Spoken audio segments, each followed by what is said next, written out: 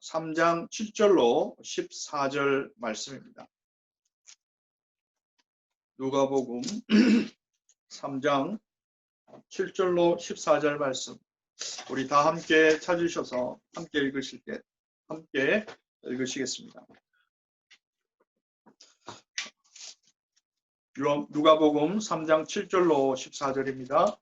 요한이 세례받으러 나오는 무리에게 이르되 독사의 자식들아 누가 너희에게 일러 장차 올 진노를 피하라 하더냐. 그러므로 회개에 합당한 열매를 맺고 속으로 아브라함이 우리 조상이라 말하지 말라. 내가 너희에게 이르노니 하나님이 능히 이 돌들로도 아브라함의 자손이 되게 하시리라. 이미 도끼가 나무 뿌리에 놓였으니 좋은 열매 맺지 아니하는 나무마다 지켜 불에 던져지리라. 무리가 물어 이르되 그러면 우리가 무엇을 하리이까? 대답하되 하여 이르되 옷 두 벌 있는 자는 옷 없는 자에게 나눠줄 것이요 먹을 것이 있는 자도 그렇게 할 것이니라 하고 세리들도 세례를 받고자 하여 와서 이르되 선생이여 우리는 무엇을 하리이까 하매 이르되 부과된 것 외에는 거두지 말라 하고 군인들도 물어 이르되 우리는 무엇을 하리이까 하매 이르되 사람들에게서 강탈하지 말며 거짓으로 고발하지 말고 받는 급료로 족한 줄로 알라 하니라. 아멘. 우리 드려진 예물을 위해서 기도하겠습니다. 은혜로우신 하나님 감사합니다. 우리의 삶을 하나님께서 면밀히 살피시고 공급하시고 또 이끄셔서 오늘 여기까지 오게 됨을 감사를 드립니다. 하나님 오늘 이 시간에 그런 하나님의 은혜를 우리의 마음과 심령에 담아 구별되이 하나님 앞에 예물을 드립니다. 이 예물 드림이 우리가 하나님을 사랑함과 하나님이 내 인생의 주인이심을 고백하는 믿음의 고백임을 하나님 받아 주시옵시고 예물을 드린 성도들의 손길마다 복에 복을 더하셔서 저들의 모든 삶의 지경 속에서 오늘 또 하나님께 드리는 예물의 고백과 같은 믿음의 고백으로 나아갈 때에 하나님께서 보장하시고 약속하신 이 땅의 모든 복들도 함께 누리며 살아가는 복된 삶을 살게 하여 주시옵소서. 하나님 이 시간에 하나님의 말씀을 듣기를 소원합니다. 익히 알고 있는 말씀일지라도 주의 말씀을 성령을 통하여 듣게 하여 주셔서 우리의 마음과 영혼이 하나님 앞에서 새로워지는 시간 되게 하여 주옵시며 말씀의 터 위에 다시 한번 우리의 일주일의 삶을 세워나가는 거룩한 이한 시간 되게 하여 주시옵소서. 예수님의 이름으로 간절히 축복하며 기도하옵나이다. 아멘.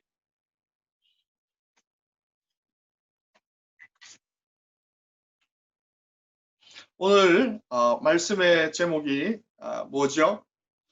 말씀의 제목이 좀 굉장히 도발적입니다. 우리 다 같이 한번 말씀 제목 같이 한번 읽겠습니다. 시작. 진짜 회개하셨습니까? 옆 사람에게 묻겠습니다.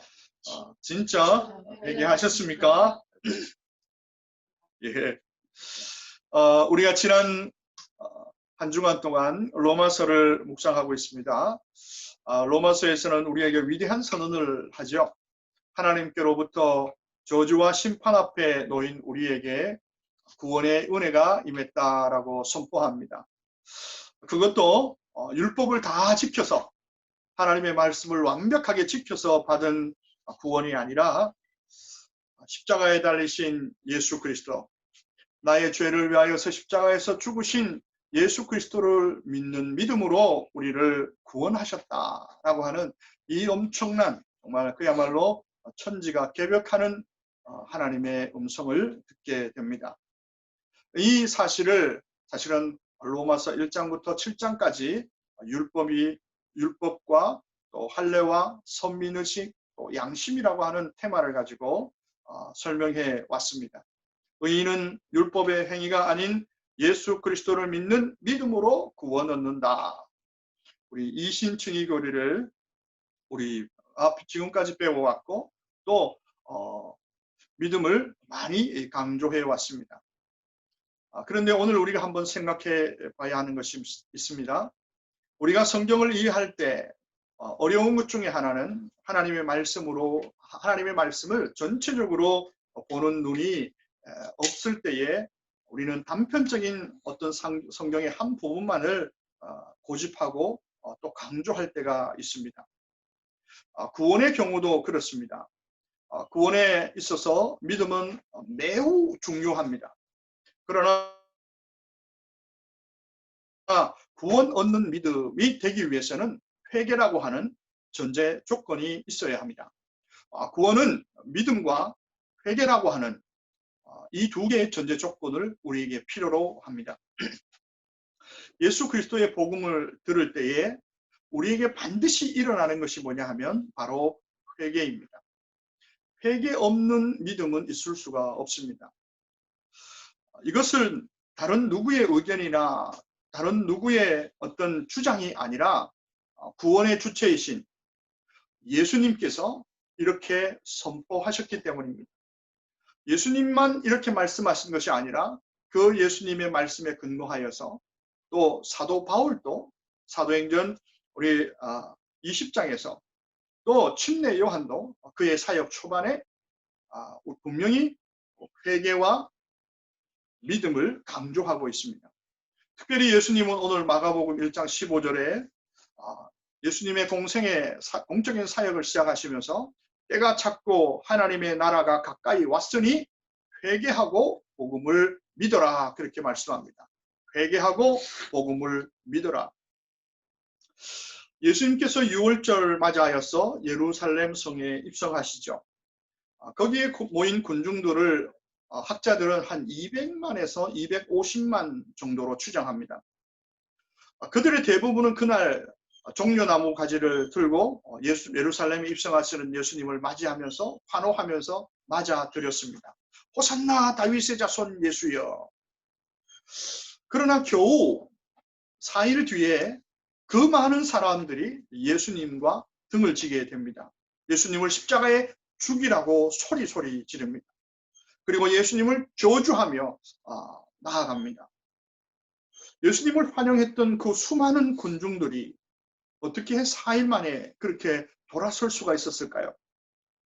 정말 어떻게 그들이 예수님을 십자가에 죽임으로 그들이 구원에서 제외됐을까요? 여기에는 결정적인 이유가 있습니다. 바로 예수님을 믿고 환영했을지라도 그들 속에 진정한 회개가 없었기 때문입니다. 우리가 예수 그리스도를 믿는 믿음이 온전해지려면 반드시 회개와 함께 따라가야 합니다. 당시의 사람들은 예수님이 죽으시는 이유를 예수님이 신성모독을 했다. 하나님의 이름을 망령되이 일컬었다. 왜냐하면 자기가 하나님의 아들이라고 한 그 제목 때문에 반드시 하나님의 심판 저주를 받아서 죽는다고 생각했습니다. 예수님은 예수 자신의 죄 때문에 죽는 것이지 결코 나와 우리의 죄를 위해서 죽는다고는 생각하지 않았다는 것입니다. 그 누구도 나의 죄, 나 박정수의 죄를 위해서 예수님이 십자가에서 지금 죽으셔야 된다라는 사실을 인정하지 않았다는 것입니다. 그래서 예수님에 대해서 누구도 불쌍하게 여기지 않았고 누구도 연민을 느끼지 않았고 가슴 아파하지도 않았습니다. 오히려 더 담대하게 예수는 죽여야 된다라고 생각했습니다. 그들은 한때 예수님을 왕으로 또 메시아로 믿었던 사람들입니다. 그러나 결국 그들은 믿음에서 넘어졌습니다. 그 이유는 그들이 회개하지 않았기 때문입니다. 구원은 믿음으로 이루어지지만 그 믿음이 나를 구원하는 믿음이 되기 위해서는 반드시 회개가 전제된 믿음이어야 합니다. 오늘날 사탄은 우리가 회개 없이도 믿기만 하면 된다고 우리의 믿음을 혼돈을 가져오게 합니다. 구원을 위해서 믿음과 함께 회개가 있어야 하는데 회개를 일부러 교묘히 숨기고 이 부분을 슬쩍 지나치게 합니다. 그 결과 우리는 어떤 파국을 겪게 됐습니까? 신앙생활을 한다고 합니다. 교회는 다니지만 여전히 죄와 결별하지 못하고 죄를 지으며 살아갑니다. 죄와 싸우려는 의지도 없이 신앙생활합니다. 성도들의 삶의 거룩한 성화의 모습, 어제와 오늘의 달라진 모습을 찾아보기 힘듭니다. 그래서 심지어 예수 믿기 전이나 예수를 믿은 이후에 아무런 변화가 없습니다. 그런데 더 놀라운 것은 이것입니다. 오늘날 그리스도인이 정말로 회개를 하지 않나요? 아니죠. 어쩌면 우리는 지난 한 주간도 많은 회개를 했습니다. 예배 시간에도 우리는 회개를 합니다. 큐티 중에도 우리는 회개를 합니다. 기도하면서도 우리는 회개를 합니다. 하지만 회개 이후에도 여전히 그 죄를 아무런 꺼리낌 없이 반복하고 있다면 그것은 진짜로 회개했는지 거짓으로 회개한 것인지 우리는 점검해 볼 필요가 있습니다. 자동차를 운전하다 보면 이 공회전이라고 하는 것이 있습니다. 여러분 기억 아시죠?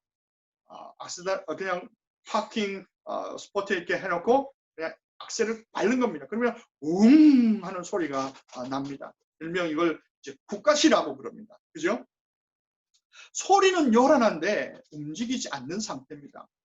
만일 우리가 신앙생활에 공회전만 하고 있다면 정말 신앙생활에 요란스럽기는 한데 어떠한 변화가 없다면 아마 그것은 단 한 가지입니다. 우리의 회개가 잘못되었기 때문입니다. 아니, 우리의 회개가 진정한 회개가 아니기 때문입니다. 스스로 회개했다고 오해하는 이유가 바로 여기에 있습니다.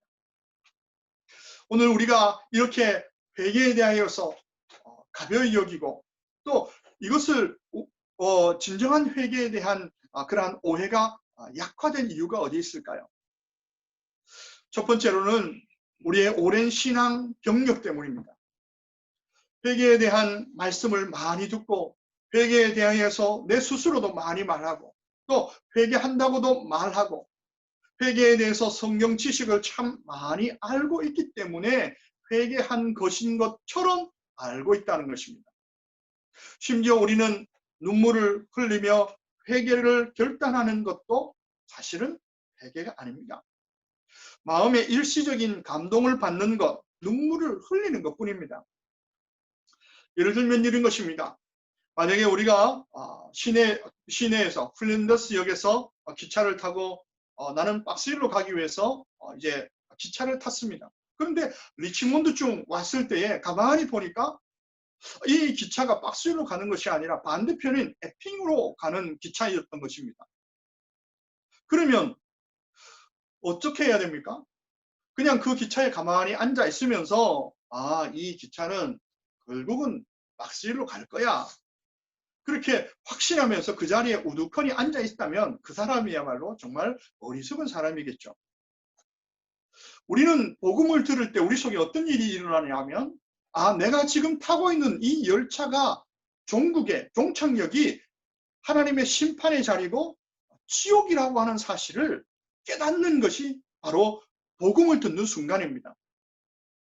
지옥과 하나님의 저주와 심판을 향해 달려가고 있는 이 열차 안에 내가 타고 있다라고 하는 이것을 깨닫는 순간 여러분 어떻게 하시겠습니까? 아마 정신없이 그 열차를 뛰쳐나와서 갈아타야 되겠죠. 잘못 깨달았으면 내가 잘못 알고 있다면 빨리 그것을 회개하고 돌이켜야 합니다. 기차를 바꿔 타야 합니다. 그래야 오늘 우리의 믿음이 자라고 또 그 믿음을 통하여서 우리는 정말 구원을 향하여서 온전히 가게 되는 것입니다. 구원은 내 스스로 생각하고 내 스스로 확신된다고 해서 내 스스로 확신한다고 해서 가는 것이 아닙니다. 그러나 여전히 그 기차에 타고 있기만 한다면 그것은 정말 우리에게 회개가 아닙니다. 여러분, 회개는 기차를 갈아타는 것입니다.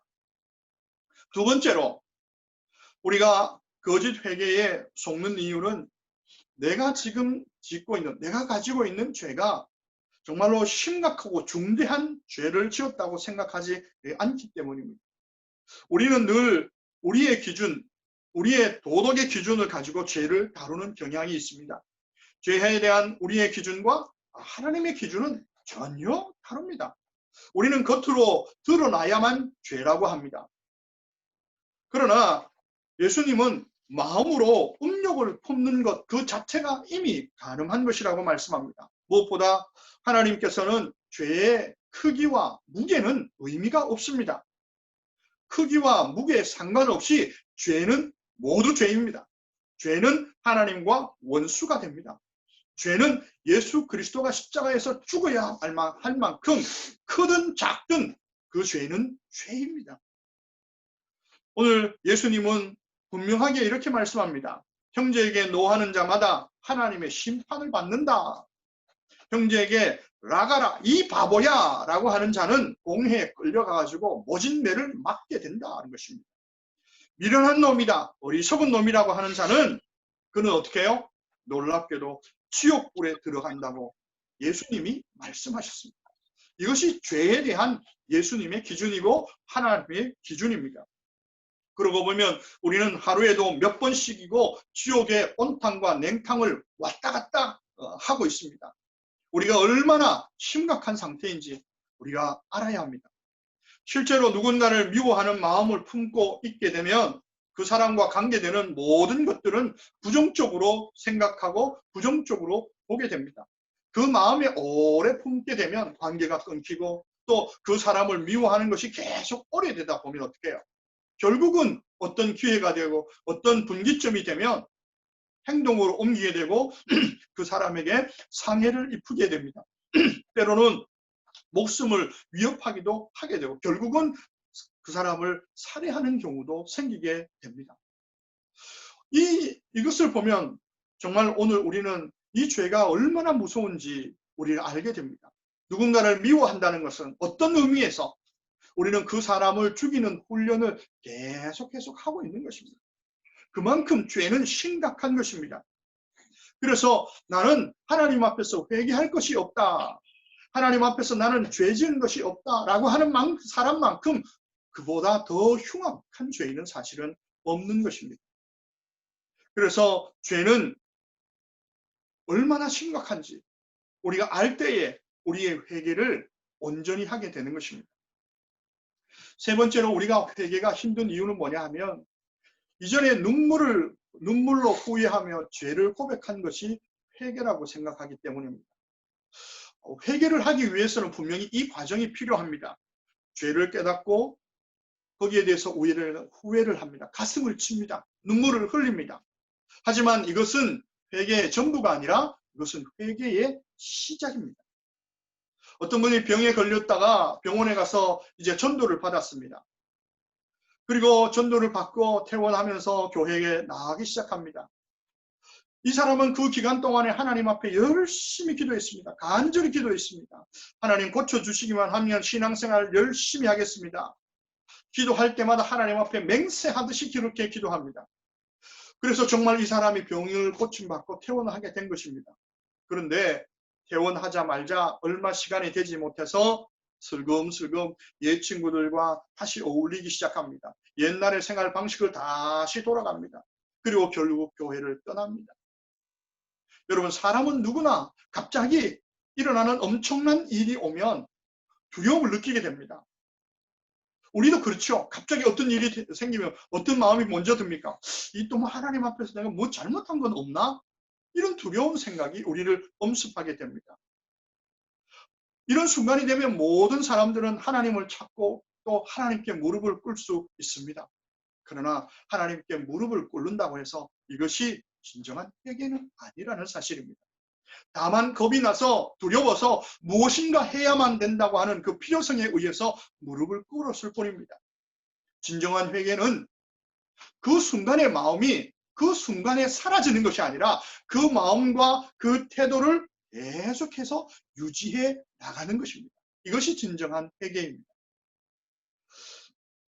가끔 공원에 가면 유독 많은 그 개를 데리고 산책하는 날들이 있습니다.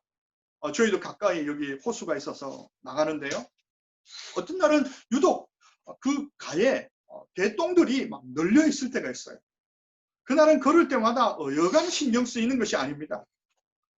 돌아다니는 내내, 한 바퀴 도는 내내 불쾌합니다. 왜이죠? 만약에 그것을 아무 생각 없이 밟는 순간 어떤 결과가 온다는 것을 너무나 잘 알고 있기 때문입니다. 그리스도인들은 어떤 사람들입니까? 그리스도인들은 바로 죄가 무엇인지를 자신의 발로 밟아본 사람들입니다. 밟아본 사람들이에요. 그 죄를 밟을 때 어떤 결과가 일어나는지. 그런데 여전히 그 죄를 밟는 것에 대하여서 조심성 없이 그냥 공원에 널려있는 개똥들에 상관없이 막 달린다고 하면 정말 어리석은 사람이죠. 그는 여전히 죄에 대한 진정한 회개, 죄에 대해서 진정으로 한번 고민해 보지 않은 사람이라는 표시일 뿐입니다. 그렇습니다. 정말 오늘 우리는 이렇게 다시 한번 우리가 어떻게 회개를 하고 있는가, 우리 스스로 우리의 회개를 다시 한번 점검해 봐야 합니다. 그러면 정말로 진정으로 회개한 사람은 어떤 삶의 특징을 갖게 됩니까? 마틴 루터는 회개는 다시 되풀이하지 않는 것이다, 이렇게 정의했습니다. 한 예로 이런 예를 한번 소개하겠습니다. 어떤 술 주정뱅이가 있습니다. 알코올 중독자가 있었습니다. 또 노름에 깊이 빠진 한 사람이 있었습니다. 그래서 재산도 날리고 건강도 잃고 또 부인과 자식들에게 늘 폭행으로 일삼는 이런 사람이었습니다. 그런데 이 사람이 어느 날 전도를 받고 교회를 나가기 시작했습니다. 그랬더니 옆에 있는 사람들이 쑥덕거리기 시작합니다. 아이고, 뭐 저런 사람이 교회 다녀봐야, 예수 믿어봐야 무슨 변화가 있겠냐. 모두 다 기대도 하지 않고 회의적인 반응을 보였습니다. 어느 날 길거리에서 한 친구를 만났습니다. 그래서 이 친구들이 오늘 이 사람에게 묻습니다. 여보게, 자네 요즘 교회 다닌다는데 교회에서 목사님이 뭐라 가르치던가? 가만히 생각해보니까 어떤 생각이 나지 않습니다. 글쎄, 착하게 살라고도 하고 뭘 하라고 하는데 글쎄 뭐 특별히 내 마음에 남는 것이 없네. 그래서 답답한 친구들이 또 묻습니다. 그럼 성경에 대해서 뭐 자네가 좀 아는 게 있나? 성경에 이런저런 것들을 물어봅니다. 그러니까 온전히 또 성경에 대해서 제대로 답을 하지 못합니다. 그러니까 옆에 있는 친구들이 너무 답답해가지고 이 친구에게 묻습니다. 아니 여보게, 이 사람아, 그럼 자네 도대체 교회 다니면서 도대체 뭘 배우고 다니는 건가? 이렇게 묻습니다.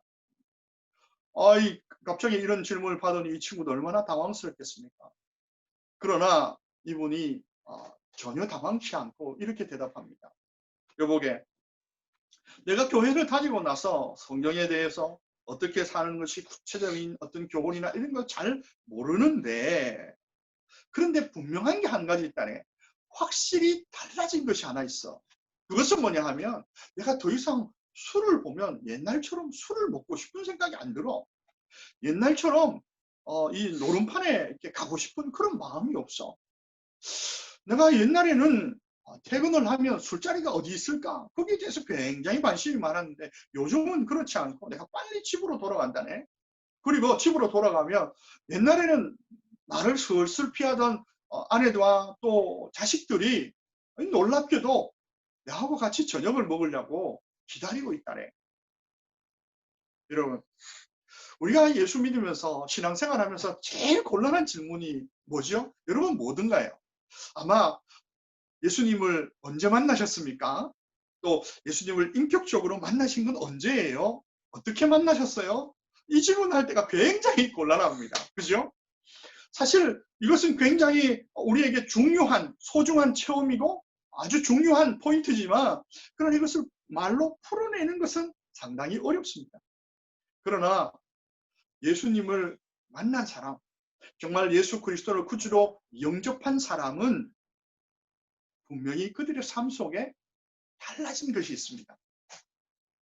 그 과정과 이유를 구체적으로 설명할 수 없지만 변한 나를 확인하게 되는 것입니다. 이것이 바로 회개한 사람의 모습입니다. 술을 더 이상 먹지 않는 것이 회개가 아니라 삶이 달라진 것이 바로 회개의 표식입니다. 그래서 진정한 회개는요, 반드시 변화를 가지고 오게 되어 있습니다. 왠지 아십니까? 예수님께서 이렇게 말씀합니다. 요한복음 5장 25절에 내 말을 듣고 나를 보내신 이를 믿는 자는 영생을 얻었고 심판에 이르지 아니하나니 사망에서 생명으로 옮겼느니라. 할렐루야. 회개와 함께 우리에게 뭘 주셨다고요? 생명의 체인지가 일어났습니다. 삶의 변화를 가져오는 것은 회개하는 자에게 주시는 예수 그리스도의 생명 때문에 오늘 변화가 오는 것입니다. 예수님의 생명, 회개한 심령에게 주시는 예수님의 구원의 생명을 우리가 어떻게 확인합니까?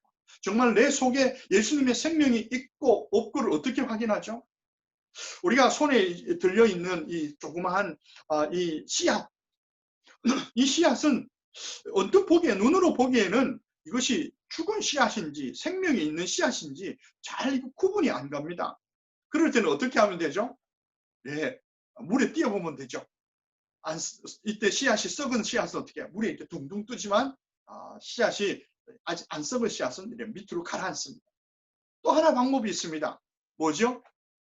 그냥 물에 넣을 필요도 없이 땅을 파고 그 씨앗을 묻어보면 됩니다. 묻어보면 일주일이든지 2주일이 지나면 대부분의 생명이 있는 씨앗들은 어떻게 됩니까? 그 씨앗 그대로 있지 않습니다. 분명히 거기에 싹이 나고 새순이 올라오게 되어 있습니다. 씨앗의 생명은 옆에서 어떠한 것을 해서가 아니라 그 씨앗 스스로 자기의 생명력을 표현하고 들추어내게 되어 있습니다. 우리가 로마서를 지금 계속해서 묵상하고 있습니다. 로마서 5장과 6장에 걸쳐서는 회개한 심령 가운데 심겨지신 예수 그리스도의 생명의 씨앗, 예수 그리스도를 통해서 심겨진 예수의 생명의 씨앗은 그 생명력이 왕의 권세와 같은 생명력이라 이렇게 말씀합니다. 놀랍지 않습니까? 왕의 권세와 같은 생명력이다. 그리고 6장에서는 뭐라고 하냐면 그 생명력은 예수님을 죽음에서 다시 일으키신 생명의 능력이다 이렇게 말씀합니다. 그러니까 예수 생명이 우리 속에 있으면 그 생명력은 감추지도 못하고요. 어떻게 억누른다고 해서 억눌려지는 것이 아니라는 것입니다. 반드시 드러나게 되어 있고 반드시 표현되게 되어 있고 누군가가 그 변화를 확인하게 된다는 사실입니다. 우리는 예수를 믿고 구원을 받아서 천국에 가는 것이 목적입니다. 그래서 열심히 주일이면 예배도 드리고 헌금 생활도 하고 기도도 하고 말씀도 읽고 때로는 봉사도 합니다. 눈물을 흘리며 죄를 뉘우치고 말씀에 순종하여서 미워하는 자를 용서하고 하려고 애쓰고 노력도 해봅니다. 그러나 어느 순간 돌아와 보면 다시 출발했던 그 자리에 다시 돌아오는 우리의 모습을 보곤 합니다. 왜일까요? 왜 이런 일이 반복되어질까요? 우리 속에 온전한 회개가 일어나지 않았기 때문입니다. 여러분, 마귀가 왜 마귀인 줄 아십니까? 마귀가 하나님에 대한 경외감이나 하나님을 두려워하는 마음이 없기 때문이 아닙니다. 누구보다도 하나님을 두려워합니다. 하나님을 경외하는 존재가 바로 이 마귀입니다. 하나님의 말씀을 모르기 때문이 아닙니다. 누구보다도 하나님의 말씀을 잘 알고 있습니다. 오죽했으면 그 말씀을 가지고 하나님의 아들인 예수님을 시험하는 그 도구가 바로 하나님의 말씀이었다는 것입니다. 그만큼 하나님의 말씀에 대해서 해박합니다. 박식한 지식을 가지고 있습니다. 이 마귀는요, 하나님 앞에서 자신의 죄가 무엇인지 누구보다도 더 잘 알고 있는 존재가 마귀입니다.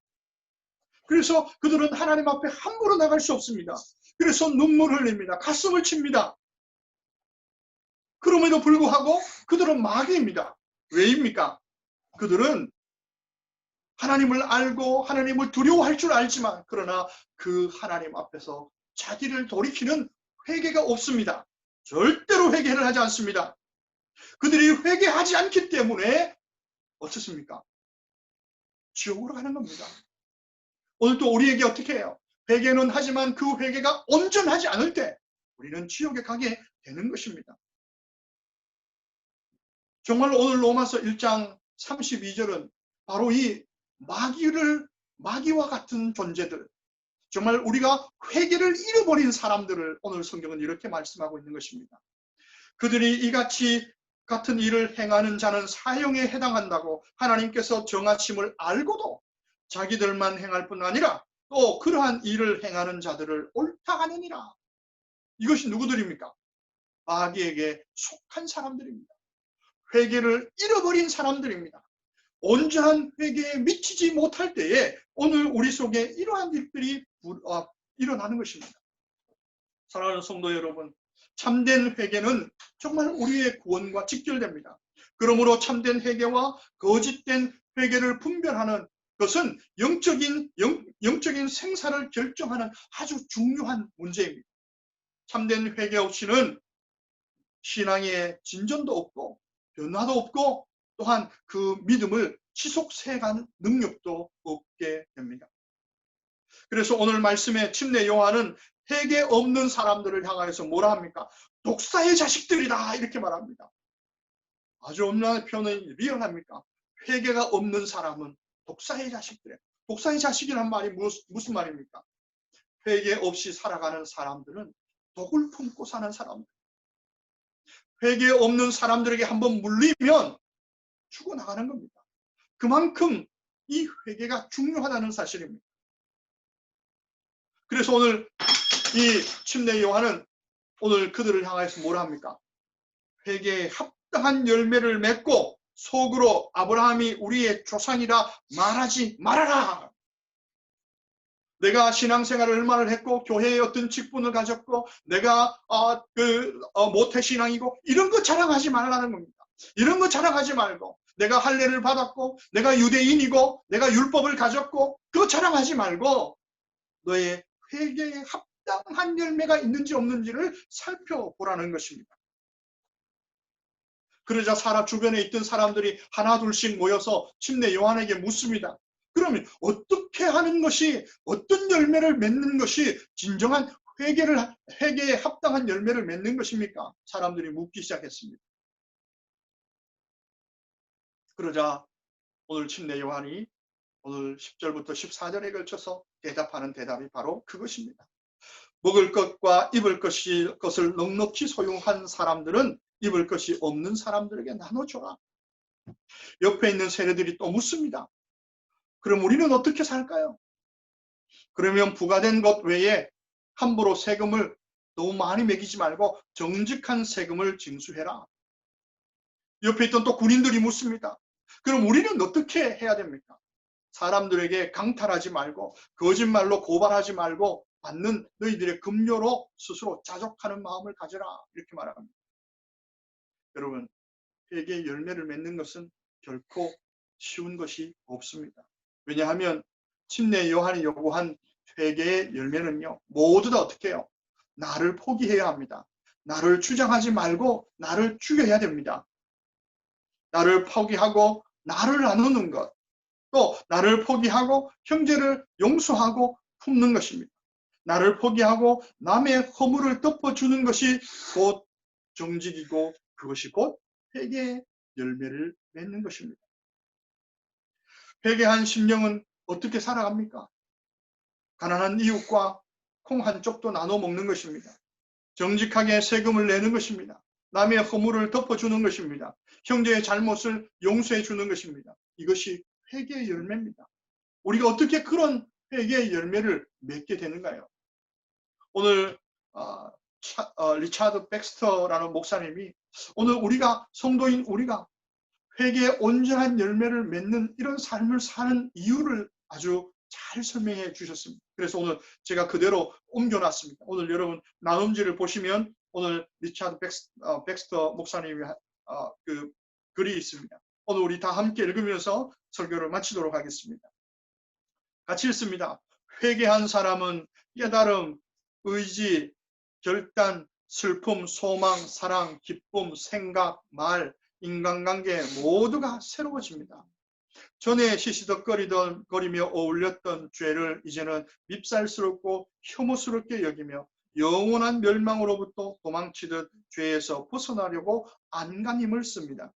전에는 그렇게 아름답다고 생각했던 세상을 헛되고 괴로운 골칫거리라고 여깁니다. 지옥을 인간이 죄짓지 못하도록 겁주기 위한 도깨비 소굴이 아니라 진정 비참한 곳으로 여깁니다. 지옥을 절대로 가까이 가면 안 될 곳으로 여기며 농담거리로도 삼지 않습니다. 자신의 욕구를 충족시키는 것을 목표로 삼았던 사람이 회개하고 나면 하나님과 영원한 영광을 삶의 목표로 삼게 됩니다. 이것이 바로 진정한 회개한 사람들의 삶의 내용이라고 하는 사실입니다. 사랑하는 성도 여러분, 믿음과 회개는 마치 구원이라고 하는 보트의 양쪽에 있는 이 노와 같습니다. 우리 구원의 배를 탔으면 양쪽에 어떻게 해요? 한쪽에는 믿음의 노를 젓고 한쪽에는 회개의 노를 져야 합니다. 이 두 노 중에 한쪽만 열심히 져면, 믿음이라고 하는 노만 계속 져면 어떻게 됩니까? 경험해 보셨죠? 앞으로 나가지 않습니다. 계속 제자리만 뱅뱅 돕니다. 또 반대로 믿음이라는 노는 젓지 않고 또 어떻게 해요? 또 회개라고 하는 이 노만 져면 어떻게 해요? 계속 또 뺑뺑 돕니다. 그 자리만 돕니다. 마음은 가 있는데 현실은 아직 그 자리입니다. 그러나 믿음과 회개라고 하는 이 두 개의 노를 우리가 여유 있게 밸런스를 맞춰서 젓게 되면 어떻게 됩니까? 이 구원이라고 하는 보트는 앞으로 전진하게 되죠. 우리의 믿음에 성숙이 있습니다. 우리의 신앙에 전진이 있게 되는 것입니다. 오늘 사랑하는 성도 여러분, 정말 오늘 다시 한번 우리가 하나님 앞에서 무엇을 다시 한번 돌이켜야 되는지, 우리가 무엇을 회개해야 하는지, 정말 나는 회개한 사람으로서 내 삶의 방향과 목표와 목적이 분명한지 다시 한번 오늘 이 시간을 통해서 확인하는 저와 여러분이 되시기를 주님의 이름으로 축복합니다. 그리고 여러분에게 제안드립니다. 이 한 주간 동안 정말 여러분이 지금까지 회개하지 못하고 미루어 두었던 회개의 내용들이 있으면 다시 한번 이 한 주간 도전해 보시는 그런 복된 이 한 시간, 또 복된 한 주간 되시기를 주님의 이름으로 축복합니다. 이 시간 우리 함께 같이 기도하도록 하겠습니다. 하나님, 그렇습니다. 오늘 하나님께서 언제부턴가 제 마음에 부담을 주시고 돌이키고 회개하도록 하셨던 그 회개의 내용들이 있는데, 하나님, 내가 미뤄두고 또 피해가며 의도적으로 생각하지 않는 것이 있다면 하나님, 다시 한번 내가 그것을 끄집어내어서 다시 회개의 자리로 나아가겠습니다. 이 한 주간 그것과 씨름하겠습니다. 하나님, 담대함 주십시오. 능력 주시옵소서. 오늘 이 시간 우리 함께 하나님 앞에 기도하며 이 예배를 마치도록 하겠습니다. 같이 기도하겠습니다. 살아계시고 역사하시는 아버지 하나님, 감사합니다. 참으로 아버지 하나님, 오늘 저희들이 다시 한번 우리의 믿음만을 부여잡는 것이 아니라 믿음과 함께 우리가 반드시 돌이켜야 하고 또 회개해야 할 것이 무엇인지를 찾는 저희들 되게 하여 주시옵소서. 정말 아버지 하나님, 하나님께서 제게 계속해서 부담을 주시는, 또 아버지는 돌이키도록 하시는 하나님 경고의 메시지들, 하나님 깨닫게 하시는 메시지들이 있습니다. 하나님, 이 일들을 하나님 앞에서 내려놓고 다시 한번 도전하는 이 한 주간이 되어질 수 있도록 성령 하나님 도와주시옵시고 역사하여 주시옵소서. 정말 아버지는 믿음의 진보가 있게 하여 주옵소서. 눈물을 흘리고 가슴을 설레게 하고 가슴을 답답하게 하고 가슴을 치는 것이 우리의 회개가 아니라 하나님, 이제 그것이 잘못되었다고 여겨지고 깨달아졌다며 아버지 하나님, 이제 우리가 타고 있던 열차를 갈아타듯이 하나님, 우리가 다시 한번 우리의 삶을 갈아타는 역사가 있게 하여 주옵소서. 예수 그리스도의 생명이 우리 가운데 있다고 말씀하셨습니다. 오늘 또 회개하는 심령에게 예수 그리스도를 구주로 영접하는 자들에게 주시는 하나님의 영광입니다. 오늘 또 예수 그리스도의 생명력이 오늘 또 우리로 하여금 또 다른 생명을, 아버지 또 다른 또 열매를 맺게 하도록 하시는데, 하나님, 오늘 또 우리에게 회개의 기회가 갇혀서 하나님, 우리가 회개하지 않으므로 하나님 그 생명력이 아버지 드러나지 않고 있지는 않습니까?